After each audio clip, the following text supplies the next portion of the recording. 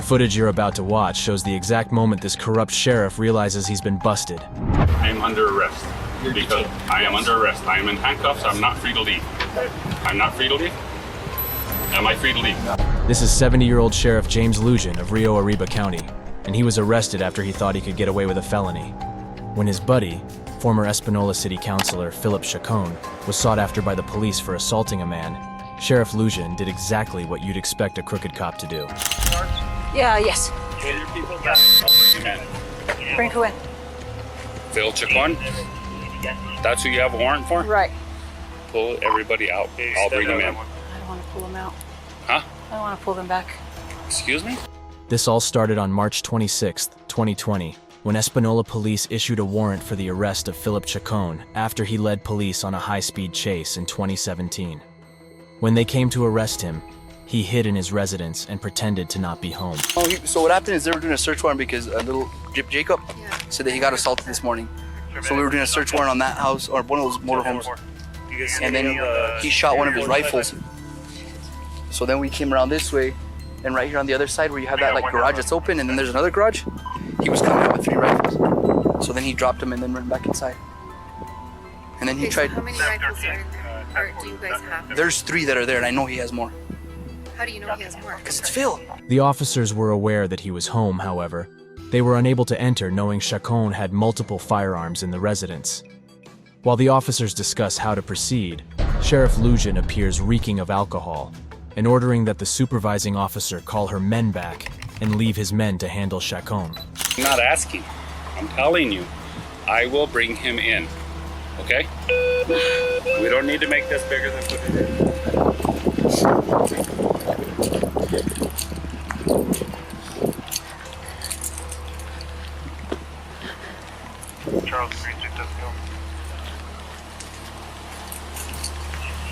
Hey, the sheriff just pulled in, and he's asking us to pull back, and he'll pull him in. But he's been drinking. I can smell it on him. We're gonna need somebody. Yeah. And we need to pull somebody over here, somebody above me, because he's already pushing his weight around with me. So. Okay. Despite the drunk sheriff's attempts to intimidate her, the supervisor steps away to ask for someone with a higher authority than Lujan, instead of doing as he asks. Sheriff is here. He's trying to make us pull back, and he said he'll call him out, but we're not pulling back. He does know him, but he's not coming. We're not gonna pull back because he says so. No, it's not gonna happen. Just let you guys know, okay? Yeah. I'm getting hold of the chief now.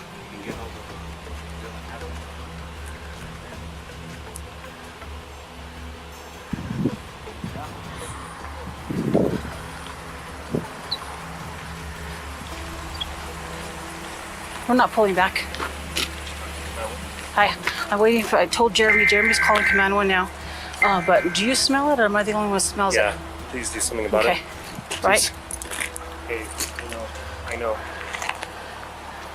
We're here in Tabitha. I know, Tabitha. But hey, listen, Michelle's the supervisor in charge. Okay, I'm running the TAC team, the TAC plan. Okay. I know he just texted me. He's like, Tabitha's coming. Do me a favor, okay? Tell him to cooperate with me. Tell him to trust me. Okay, tell him to call me. I know. That's why we're here. Well, and then he shot while the cops were here. Tabitha, settle down. Okay. Tell him to text me and call me. Okay? Okay, thanks, bye.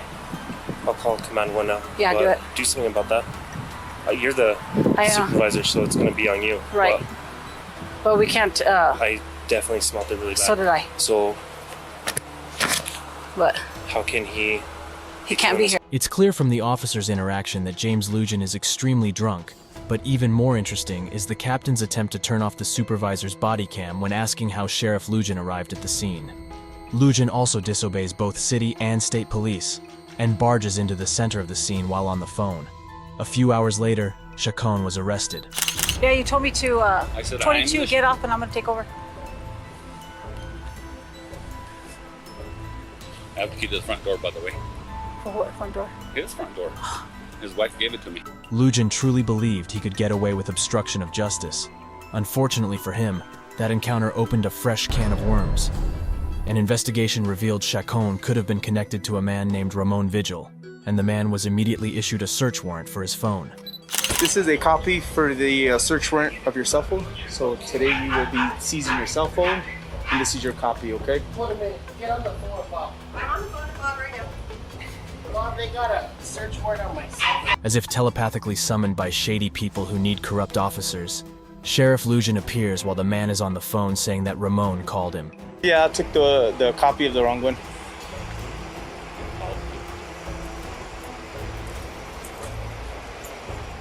Yo. Only thing he would want to make sure is he's not going to be arrested. No, yeah, no. That's not going to happen. It's a warrant, and he thought it was a municipal court judge signing it. No. Nope. So, More than that. That's the big thing. yeah. He didn't know it. He called me and just all scared, and I go, "What's going on? Come to my house." Yeah, no, and I told him over last week I have The garage door was open. We went to the front of the house. Nobody answered. We came back. The garage door was closed. So we knew somebody was home. Yeah, so just to seize the cell phone.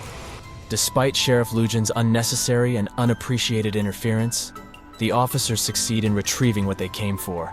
And what they found in Ramon's phone was only more evidence linking Sheriff Lujan to some shady dealings.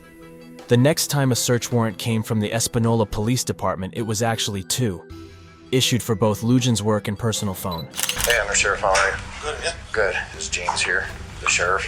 Maybe just saying to speak with him. Hold on. The police had good reason to believe that Lujan had been abusing his power in the cases he was involved in, especially concerning Chacon and Lujan. Hello, sir. Sure. Come in here. You want to do it in there? Or you want to do In here, what? You just have a couple of search warrants for your cell phones. For your cell phones. So, one on your personal cell phone and one on your work cell phone. So those are your copies. Do you want?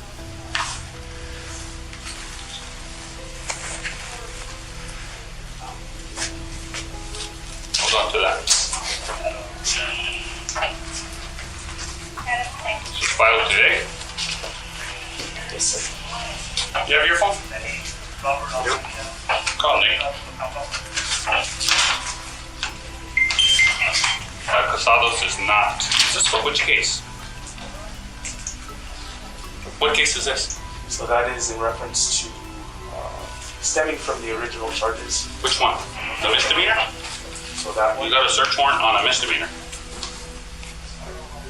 so DA approved it out of, I think out of Socorro, Somewhere, yeah. Clovis, somewhere. Clovis, and then Pat Casado signed off on it.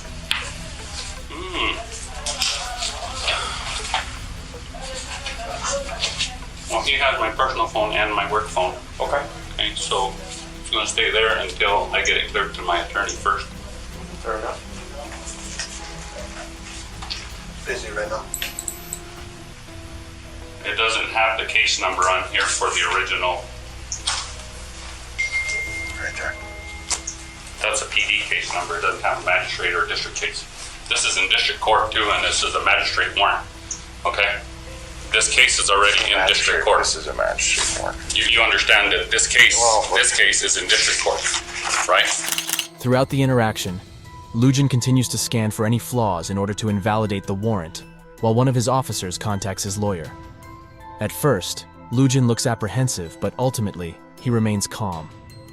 However, once he sees the units the Espanola Police Department dispatched waiting outside, his tone changes. You have 3 units out there? Who wants? So, yeah. You have all your units here, so I have all my units here. that's what we were told. Who do you see here? The undersheriff, myself, the transport deputy, Leon doing reports. And so Okay. what are you Sounds good. saying I'm going to do something? Well, we don't know. You don't know. Really, Ernest? Really? Sure. Wow, okay, well then, Right. you gotta stand outside of my office. I'm going in here, that's really bad, Ernest. So, Even his undersheriff sounds irritated at the presence of other law enforcement closing in on his sheriff. So the district attorney is calling the lawyer. I'm assuming. So. They good? Let them do what they're gonna do, okay? Even with the warrants, Lugin does not hand over his phone to the authorities, and they don't go for it. Instead, they allow him to hold it and scroll through it for just enough time to delete evidence. Their question? Yeah, we just wanted to have the phone number. I'll have to go call my attorney from my office and see who has my phones. Oh, okay. I was just wondering. Borrow your phone. Is this yours or mine? Okay. Okay.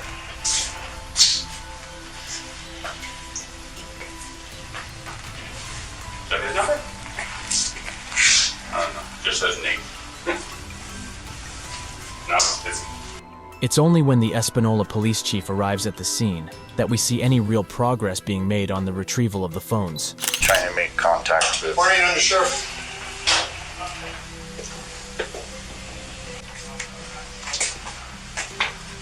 Is he gonna comply or no? Just Undersheriff. Waiting for his attorney to be there. Okay. We're gonna be trying to call him, but he's busy. So he has the warrants. They're signed. They're legal. It's a court order. I know. You guys are just doing your job, but I don't want you guys in the middle of this. All we needed the phones. That's it. Well, once he gets his advice from his attorney, we'll do that. I got him. I don't know. You have your phone, his phones? Yes. Okay. Can I see him at least so I could give you that professional courtesy? Okay. So I don't understand with a legal order why he's fighting if you have them. That's all we want. That's all right to talk to his attorney, right? Yeah, but he has the court orders. So, our attorney called his attorney. So she told him exactly what. Well, maybe that's why he's not answering, because he's on the phone, because I didn't try to call. Okay. So, I also tried to call Tomas Campos. I don't want to take it there. I didn't want to go this far. Just want the phones. I'd say it would be out of your hair. I don't know. It seems that both Lugin and his undersheriff, despite the presence of well-prepared officers, because while Lugin remains with his phone in an effort to protect himself, the undersheriff asks that the police chief pulls his men back. nothing's gonna happen. Well, I'm not the one making the show. I had only sent these guys in here. I just, again, we want the phone. That's fine. You're probably gonna get the phone, but wait till. Well, as you know, Undersheriff, it's not probably. There's a court order. I don't want to. I really don't. I don't want to have to put anybody in cuffs. I don't. But if that's what I have to do, then I will do it. I don't want to do that. And you're saying who? Him. Oh. Because he's the one not complying with the court order. If you have the phones, then we don't need to be having this conversation. And that's just me. I don't want to do anything else. I just want the phones, and we're out of here. That's it. We're trying to do. I tried to call you this morning and meet up, but because of time sensitivity, I was trying to give you guys the professional courtesy. You know what, Chief? I'm not surprised you guys are doing this. You gotta do what you gotta do. Right. That's on your shoulders. Go ahead and let Mark know that. Just keep one. I just want to say, we don't work that way, Chief. If you guys want to come, that's fine. You don't have to say no. Well, I don't know why they're here. Just to advise. Yeah, You know me the better than that, right? I tried calling you, Undersheriff. I tried calling it, and it went straight to voicemail. I'm not gonna get involved with that. Right. And that's what I'm saying. I tried to be, as low key as possible. I tried calling Tomas Campos. When Lugin exits his office, instead of handing the phones over to the officers, like he's supposed to, he begins to claim that he doesn't have them on his person. I got you on the phone. I have the copy of the search warrant. Somebody has here. I gave him copies. Where are they? What's that? The warrants? You asked for them? No, he gave them to me. Okay. Search me. You have the search warrant for my person?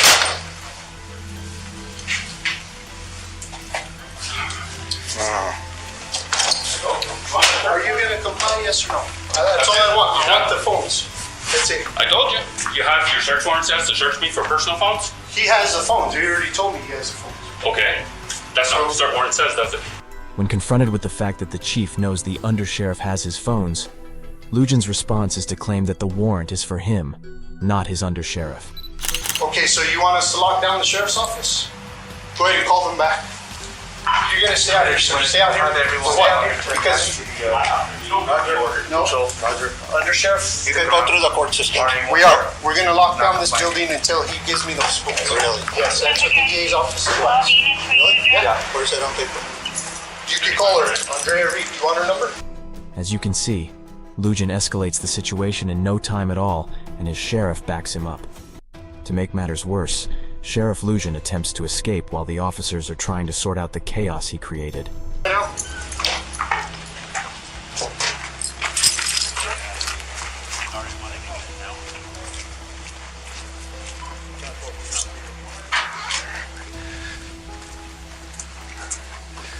You're not going to stop me from leaving if I want to leave. Am I under arrest? If we have to. Am I under arrest? Not now. Get away from me. Not now. Go back inside. We're gonna lock down the office. Please go back in the office. Seriously. Go. Back up. You can go in the office, but Back up. Don't reach. Back up. Go inside. Because you're not certified, so Back up. Perhaps not wanting to escalate the situation further, the officer whose body cam took this footage goes to his superior to give a report on the situation. he's not complying. He doesn't want to give up the phones. He gave the phones to the undersheriff and said, search me, knowing that he gave the phones to the undersheriff. They're not voluntarily giving them up, so we're going to lock down the building. Back at the building, the chief continues to seek compliance from a very irritated Lugin, who begins to accuse the chief of harassment. Are you refusing? Is that what you're saying? Refusing what? You're refusing a lawful order? From the back. From the judge. What judge? Judge Gonzalez. On what case is that on? On my case. You have the search warrant. On your case? Yeah, you have the search warrant. You have Search warrant, the case is going to district court, right? You continue to It's a district court judge resist that and has this struggle. case, You're right? showing a pattern of behavior. Really? Yes. It's a pattern of Already harassment twice. from you is what it Already is. twice. Retaliation and Twice. harassment is what it Twice. is. That's okay. You have your opportunity in court. I'm here asking. So will you on a misdemeanor. Okay, for now. For now. I've For done now. nothing. Are you accusing me of something else? Then why not give me the phones? I told you I'm seeking legal counsel first. I have that right. Do I not have a right to seek You have a legal legal counsel? order. You have I a legal do. order. And it doesn't say how long I have to give it to you, does it? It says now. Does yes, it? Yes. Show me. It's a court order. You have the copies. It says now. Yeah. Well, when do you? Okay, so you get a search warrant. You just do it whenever you want. That's today's date on it. So I'm serving it. The level of entitlement Sheriff Lugin shows throughout the entire encounter is nothing short of disgusting, but he somehow manages to make the situation even more frustrating by handing over the phones on the basis that the officers have the order to seize them, not search them. It would just be so much easier if you just give us these phones. I don't have the phones, do I? Well, no, but I saw you give them to your undersheriff who has them in his pocket. So just the knowledge of that. Give him the phones. This is all harassment and retaliation because I told the city council that you shouldn't be the chief. That's what it is. Think whatever you want. I don't think, I know. Okay. That's exactly what it is. Go ahead and give it to him. These phones are not to be gone through until you have a warrant for the content. You only have a warrant for the phones, You're not the absolutely content. right. You're absolutely right. And good luck, and you better not come through a magistrate. You better go through a district court judge. Thank you, Undersheriff. Go. Thank you. Have a good day, sir. Perhaps if Lugin had just cooperated from the start, what happened next might never have come to be. However, the very next day, the police chief returns with a search warrant for the entire sheriff's headquarters for refusing to cooperate. And this time, they arrived at the scene with a SWAT team. The SWAT forces wasted no time in locking down the building while Lugin was holed up inside. What you guys are doing? We're trying to do everything peacefully. We tried to. Okay? That's all we're doing. We're done here. We're leaving. Okay, well, get out of here then. You're done. Get out. We'll leave when we're ready. You said you were done. Yeah, we're wrapping it up right now. You know how it goes. You know how it goes. We're doing our law enforcement duties. That's it. District court signed it. That's it. Okay, so as soon as we're done, we're gonna get out of your hair. Why are you calling everybody here to put This them is in our jail? house. Well, right now it's ours. Right now it's ours. We own the building right now. Shut up. Don't talk to me like that. Shut up. Hey. I don't work for you. Don't talk to me like that. Easy, easy. Get there. Let's go. Are we done in here? After this heated conversation, the police chief explains the charges against Lugin to the undersheriff. He put himself in there, not me. So he had a right to investigate our citizen. Okay, so why does he show up? Nobody can answer me. Now he's gonna have to. Sheriff Lugin is finally put under arrest. Let's walk over here. Why is that's messed up. Let's walk over here. Sure. That's what I'm saying. Let's get him on the opposite side of this truck. Well, you got Tabitha over there. I'm not even armed and I'm handcuffed, dude. This isn't my attack, but Sheriff, I have a search warrant for your phone for the building. For what?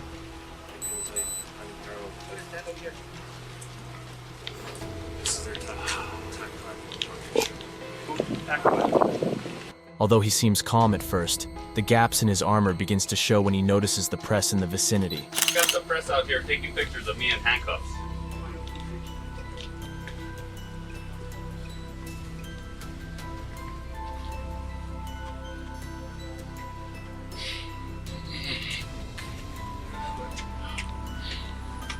Push him around into the doorway. Yeah, push him around into the doorway. At least to the doorway. Aye! This is ridiculous.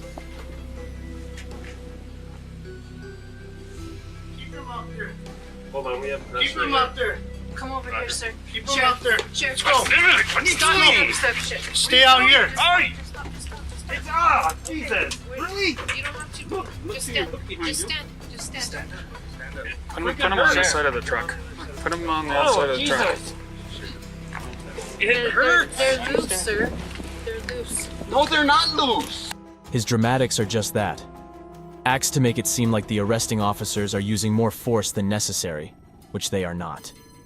Another officer then informs Lugin of the situation.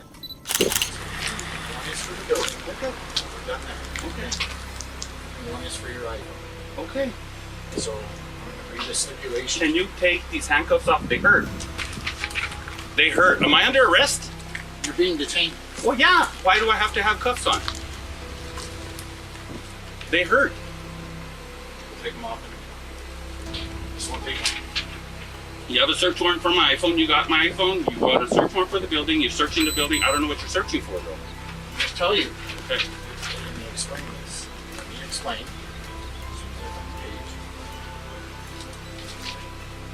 Make sure his ass good. You good here? Although Lugin is told he's only being detained, his refusal to comply is what finally lands him in arrest. Gives me the authorization to seize your phone. Okay. Search your phone. Okay. But it also gives me the authorization. So what I'm asking for you to do is unlock your phone, unlock it, give it back to me, and I'm going to remove the security settings. I don't want your passcode. I'm not asking for your passcode. I'm asking you to unlock the phone for the search warrant. You can read it if you want under number 2.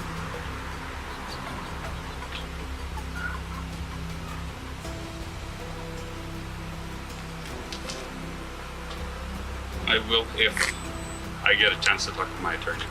Doesn't work like that. Marty, This is not a negotiation. get up. This is not a negotiation, Sheriff.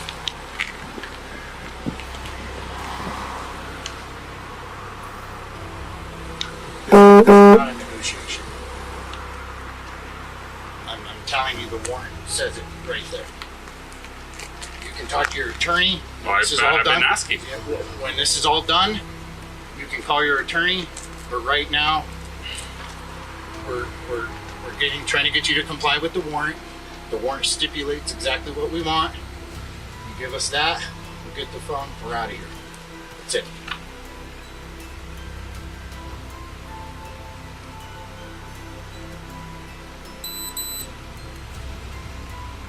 What do you want to do, Sheriff? Right now, I am under arrest. Because I am under arrest. I am in handcuffs. I'm not free to leave. I'm not free to leave? Am I free to leave? No.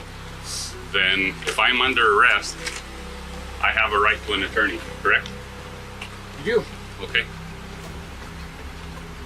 And I'm not questioning you. I'm invoking my right to an attorney right now. Okay. You understand that? So take him, book me Book me for what? for obstruction Obstruction. I'm not obstructing. Who's I'm you over here? handcuffed. Over here. Take him over here. Over here, Sheriff. Over here. Sheriff. Just They're gonna book me. Take him. Book him. Look, Stop. Just walk. Stop, Sheriff. What are you doing?